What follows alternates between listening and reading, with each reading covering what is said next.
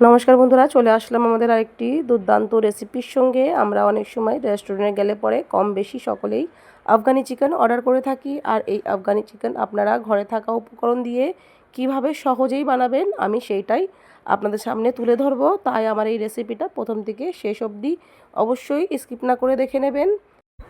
চলুন দেখে নিই এই আফগানি চিকেনটা বানাতে আমাদের কি কি উপকরণের প্রয়োজন।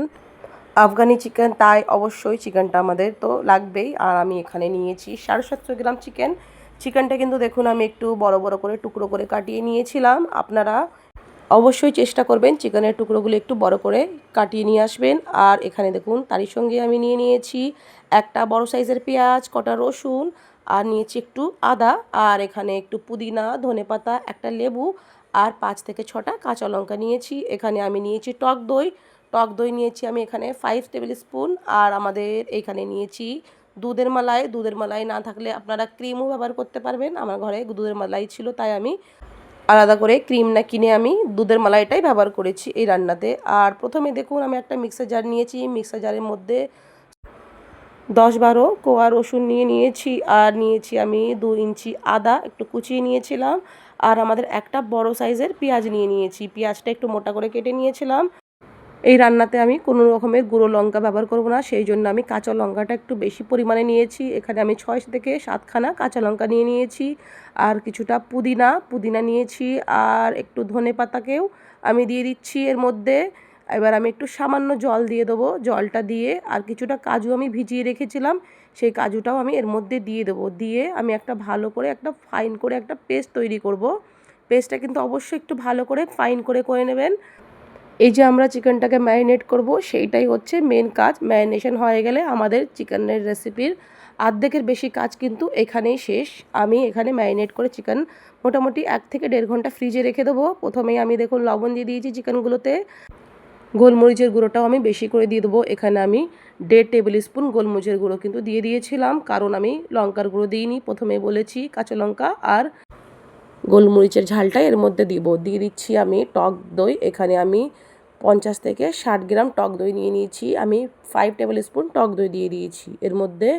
আর আমাদের যে ক্রিমটা ছিল, ক্রিমটা একটু ভালো করে ফেটিয়ে নিয়েছিলাম। টক দই এবং ক্রিম দুটোই কিন্তু ভালো করে আমি ফেটিয়ে নিয়েছিলাম, দিয়ে দিয়েছি এর মধ্যে। সবাইকে বলছি আমি দুধের ক্রিম না থাকলে পরে আপনারা অবশ্যই বাজারে রেডিমেড ক্রিমটাও ব্যবহার করতে পারেন। আর এখানে আমি কস্তুরি মেথি নিয়েছিলাম 1 টেবিল স্পুন। কস্তুরি মেথিকেও একটু দিয়ে দিচ্ছি, ভালো করে গুঁড়িয়ে আমি ক্রাশ করে নিয়েছিলাম। আর দেখুন আমাদের পেস্টটা কিন্তু খুব সুন্দর একটা মিহি করে পেস্ট করে নিয়েছিলাম। পেস্টটাকেও দিয়ে দেবো। দিয়ে এটাকে খুবই ভালো করে সুন্দরভাবে কিন্তু ম্যারিনেট করতে হবে, যাতে করে আমাদের সমস্ত মশলার ফ্লেভারটা চিকেনের মধ্যে এসে যায়। সেই জন্য আমি কিন্তু এটা হাত দিয়ে একটু ভালো করে চিকেনগুলোকে ভালো করে মেখে নিচ্ছি। এই চিকেনটা আমি মোটামুটি 1 থেকে 1.5 ঘন্টা ম্যারিনেশনের জন্য ফ্রিজে একটু ঢাকা দিয়ে ভালো করে রেখে দেবো।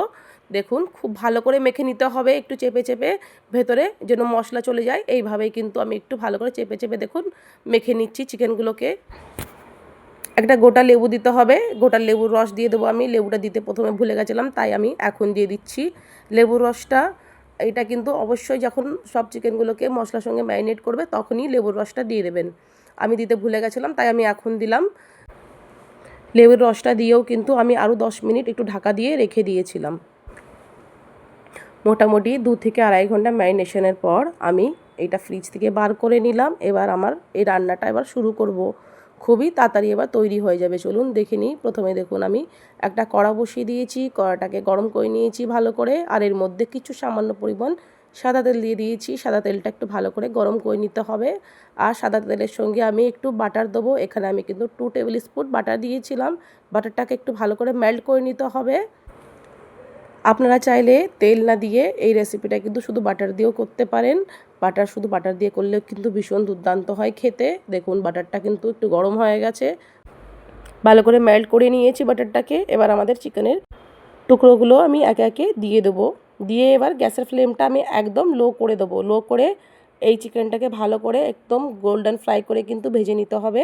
দেখুন আমি চিকেনগুলোকে এইভাবে একটু ভালো করে, যেরকম আমরা মাছ ভাজি সেইভাবেই কিন্তু এইটাকেও ভেজে নেব। একটু লাল লাল করে অবশ্যই ভাজতে হবে। আমরা এই ভাজতে চিকেন আমাদের কিন্তু সেদ্ধ হয়ে যাবে। আর ভেতর অবধি পুরো জুসি একটা ফ্লেভারও এসে যাবে, বাটারের ফ্লেভারটা।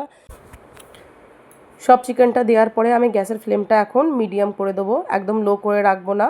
বেশি লো করে রাখলে এর মধ্যে জল বেরোবে অনেকটা, তাই আমি একটু মিডিয়াম ফ্লেমেই রেখে দেবো। মিডিয়াম ফ্লেমে আমি 5 মিনিট ঢাকা দিয়ে এইরকমই কিন্তু রেখে দেবো। 5 মিনিট পর ঢাকাটা খুলবো, খুলে দেখে নেবো। এই দেখুন চিকেনের মধ্যে কিন্তু তবু কত জল বেরিয়েছে, কারণ এটা ম্যারিনেশন করেছিলাম দইয়ের মধ্যে জল থাকার কারণে।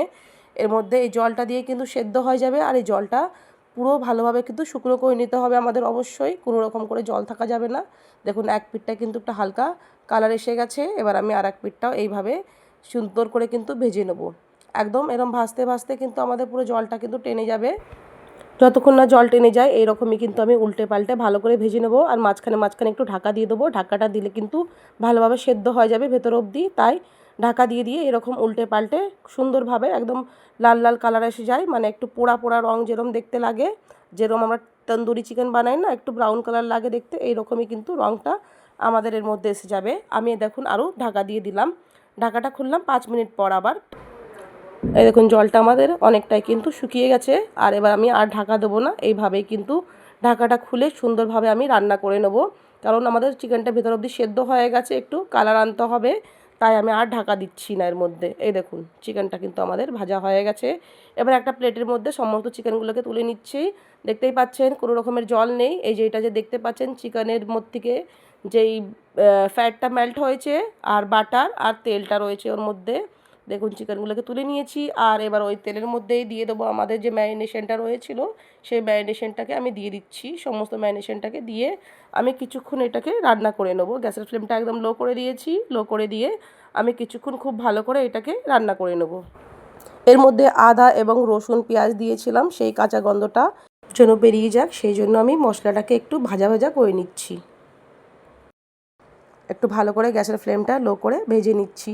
এই দেখুন মোটামুটি ভাজা হয়ে গেছে, একদম তেল ঝেড়ে দিয়েছি সাইড দিয়ে দেখুন, আর এর মধ্যে আমাদের কাঁচা গন্ধটাও চলে গেছে। আমি কিছুটা জল দিয়ে দিয়েছি, যেই বলসে আমি ম্যারিনেশন করে রেখেছিলাম সেই ম্যারিনেশনটা একটু ধুয়ে আমি জলটা দিয়ে দিয়েছি, আর আমাদের সমস্ত চিকেন ভাজা টুকরোগুলোকেও এর মধ্যে আমি ছেড়ে দিয়েছি। এটাকে দিয়ে একটু ভালো করে আমি মিশিয়ে নেব।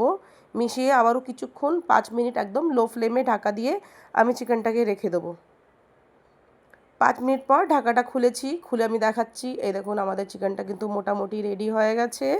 এই চিকেনটার মধ্যে একটা স্মোকি একটা ফ্লেভার দেবো, সেই জন্য আমি দেখুন এখানে এক টুকরো কয়লাকে ভালো করে গ্যাসের উপরে দিয়ে, মানে গ্যাসের আগুনে দিয়ে আমি এটাকে পুড়িয়ে নেব খুব ভালো করে। গ্যাসের ফ্লেমটা একদম জোর করে দেবো, খুব ভালো করে যেন পুড়ে যায়। একটা যে কয়লার আঁচটা থাকে, আঁচটা কিন্তু একদম কয়লার মধ্যে যখন দেখা যাবে একদম লাল লাল, তখন গ্যাসটা কিন্তু বন্ধ করব।